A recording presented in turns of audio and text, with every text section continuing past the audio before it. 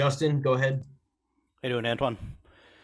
Um, I think the obvious question, or our biggest question right now is St. Brown. He's really on some kind of hot streak, and it. Have you seen anything in particular about his game take off in the last month, or is this more about just getting additional opportunities in the game plans? Uh, I would have to say it's both. Just from a standpoint of, we've seen him continually take off in terms of his play, and not just in the passing game. You see what he's done in the run game in terms of blocking. He's got better in his route running and being more defined in it. So, and then when you do that, obviously to block the way you block, you are deserving of some more opportunities. And he's been taking advantage of it. So again, opportunities, but then again, you got to take advantage of it. He's been making those plays. So he's been hitting that stride, and it's been good for us, been good for our team, and certainly good for him. I don't know if you think this way as a coach, but from the time you first evaluated him, got your hands on him to now, have you rethought, I guess, at all what his ceiling might be as an NFL player, how good he could possibly be? I haven't rethought it. I know his ceiling is high from a standpoint of the player and how he can get better, not just in his route running, but just in his learning in terms of the offense and understanding coverage and stuff like that. So I've had an opportunity to see that. So, not changing anything. I know it's really high ceiling. Again, I tell people all the time, he reminds me a lot of Hines Ward, just in terms of his blocking style and his catching style and his attitude towards the game. Like he doesn't, no matter who you are, like he's going to try to go after you. So, and that's good. That's good to see him doing that. So yeah, kudos to him to keep on going like that. We need him to do that, finish up these last two games. And just one more on him, if you don't mind. Dan keeps talking about how much you guys are putting on his plate, maybe putting more on his plate than any receiver on the roster. How rare is that for a rookie to take that level of expectation and I guess succeed in the way he's succeeding this early in his development, his career? It's rare. Let me say that. And it's even the thing about him is that you give him a little bit and you can tell he wants more and more. And he's just gotten better and better. I know we had a talk about early on in the season about different guys, having mental errors or MAs or whatever. And he was always the guy on the lower end, just because he's a student of the game from that standpoint. So we just try to, as much as possible, give him and what he can handle, and then you see him just do a great job with it. So you just keep going with it. So it is rare. And we'll see this week because we're going to put a whole lot on him again already. So yeah, we just hope we continue to do that. He's been doing good. He's been doing real great at it, to be honest with you. Yeah, I did hear you need an extra tight end, so appreciate you. Mike O'Hara. Yeah, thanks, Gregory. I just wonder, and this is sort of what Justin was just talking about, but with so many changes and players in and out, like now Josh Reynolds and all that, how do you get replacement? How do you replace those guys? They might not be the same body type. They might not play the same position. But how do you keep functioning with your receivers the way things have shifted around for you all season? Well, it's tough, to be honest with you. And the reason being, because you can put a game plan in for a guy and, it'd be Thursday and you find out, that guy's not going to be available. Or it's different if at the beginning of the week, like we know Josh is going to be out and it could be back, and we don't know. So you just have to go in and make sure whatever you're putting in that, hey, you got multiple guys that can run these routes, that can do this, run these different routes, get this thing blocked up in the run game or whatever it is. So it makes it difficult, but that's why we're here. You gotta find a way, in these times. This is when you kind of got to put expertise to work to make sure you come out with the result you want and have the guys in the spots that you want the be in to help your offense. All right, Coach. Thanks a lot. Yep. Kyle. Antwaan, just one more on Amon-Ra, if I may. You mentioned Hines Ward, and I think you're the second coach now, week to mention that comparison. I guess I'm just curious as you look forward with Amon-Ra and his potential, like what's going forward this offseason, what do you want to see from Amon-Ra as he tries to make the next step in his game? Well, for me, it's always like where you leave off at. So if the season were to end today, for me, it would be okay, how much has he learned and gotten better in terms of reading coverages and that kind of thing. So I would, be saying, okay, off season, let's sit down, let's look at this film and see the mistakes we made. But now, put the film on and now you tell me, what you should do on this route. How should you run it versus this coverage? Do you see the coverage, before you can run the route? So it's things like that. Because the physical part, the athletic part, like that's gonna continue to get better. This game is mental, and if you already have the athleticism. It's about knowing where you're supposed to be when you are supposed to be there. Not early, not late.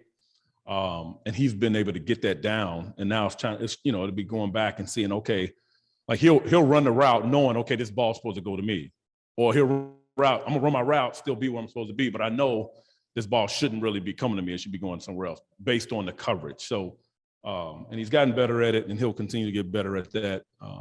And I think that's one of the biggest things. Physically, not a whole lot to say. I mean, you just need to keep going where he's going. You don't want to lose what he has, but continue down that path of getting after it, because that's what he does in terms of training. His quick twitch stuff and all that stuff that he does. So he'll be good from a physical standpoint. You just need to continue to, that'll be a big thing in the offseason in terms of just watching that film and having a greater understanding of the game. And just one more quick one from me. Dan Campbell's talked the past couple of weeks about how he's become so much more comfortable with the play calling end of things. With you on the offensive side of the football, just curious, what growth you've seen from Dan in terms of, play calling. I missed the last part. What? Just curious what kind of growth you've seen from Dan as a play caller over these last few weeks. You said growth? Yep. Oh, okay, yeah. Well, I think it's more of a, I don't want to say it's more comfortable with calling and knowing, like the dude's it can be fourth and whatever. He feel like we can get it, he's gonna call it. Like, I guess you guys already know that. But from a standpoint of like comfortability, like he's called things on 3rd and 7, and we've gotten like he's gotten more comfortable with that. And I think that's the idea as a play caller. Like, what works, it should work, what you've been working on, and just being able to go back and call those and call them at the right time. So if you look at from when he started to now, that would be the biggest thing. Even in the red zone, like dialing up plays, like right at the right moment. We say, 25 going in or 20 going in, whatever it is, right there at that spot where that play is really, it's not too close to the end zone, it's not too far away. It's the perfect spot to be able to call it. So you've seen him get more comfortable with calling those plays in that manner. All right, last one for Dave. Hey, Antwaan. Just going to go back to Amon-Ra to wrap this up, the Amon-Ra hour here. This is the Amon-Ra St. Brown show. I know. No doubt, but he is playing well. So a couple things. Can you walk me through just the evolution of his role? Like, it seems obviously like maybe he's, as Justin said, had more on his plate maybe since the bye. I don't know. Was there something that you guys saw or did or said that slowly we want to get him involved, doing, playing a little bit more outside, handing him the ball, doing these things? How did that sort of evolve, I guess? It's just over time. Again, we talked about it a little bit earlier, just in terms of what are you comfortable with putting on this plate. And as a rookie, you don't want that to start off with, everything, kind of growth and see what he can retain. And he's done a great job with it. And he's, after all is said and done, he's always been the one to kind of rise to the top amongst our guys. And at the end of the day, like he's doing well, and we want to continue to do well from that perspective. So I think, when you go back and look at it, like it's just a matter of, I don't know even how to say it. It's just a matter of continually giving it to him and seeing him grow. It wasn't like a certain moment. You just saw, like, you just knew, like, okay, he's coming along. How much more can we get him? And then give him, and then it's, he's being productive. So it's just an ongoing process. And the more you give him, the more he does well with it. So you want to keep feeding someone like that from that standpoint. Right. He, I think a lot of people, when you drafted him, saw him as a slot receiver, right? And maybe being limited in that role. I was wondering, when you say Hines Ward, I mean, Hines is a borderline Hall of Fame player. Can you define a number one receiver in your eyes? And can Amon-Ra be that, or is he that already, I guess?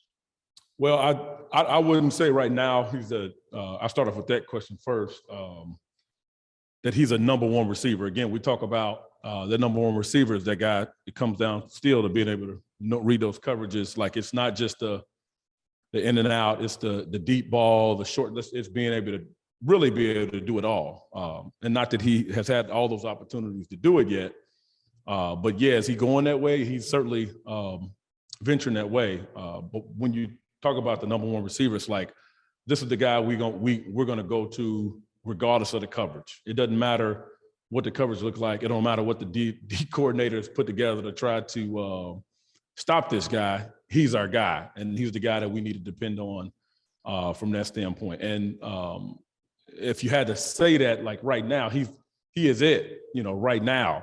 But at the same time, that's where we are, and we've been leaning on him, and he's been making those plays. Moving forward, we wanted to be able to see him learn some of that inside and out offensively in terms of coverage and things like that, getting deeper in the game plan, so he can become that. Physically, I think he has the attributes to do it. It's just a matter of time, if he can stay on this pace, continue to be able to take all these things in and get to where you want to go. And at the end of the day, you want to have a complement along with him. A number one is not good if you don't have a Robin, so to speak.